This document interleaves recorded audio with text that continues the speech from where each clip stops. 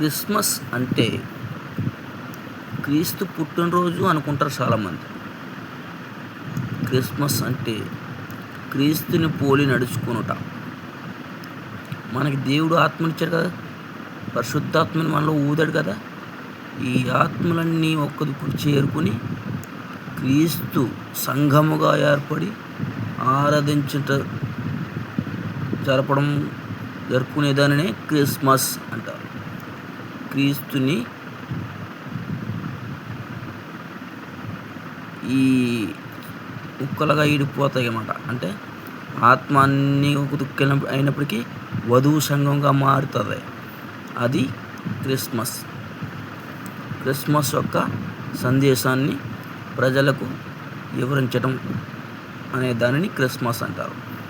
ఈ సంఘాలన్నీ కలిసి ఒక్క సంఘం, ఏక సంఘంగా అవి ఆరాధన చేస్తారు. దాన్నే క్రిస్మస్ అంటారు. ఇది సంవత్సరానికి ఒకసారి చేసుకుంటారు. అప్పుడే దేవుడు పుట్టినట్టు, దేవుడు అప్పుడే సువార్త ప్రకటిస్తున్నట్టుగా వీళ్ళందరూ అయిపోతారు ఆ రోజు. అదే క్రిస్మస్.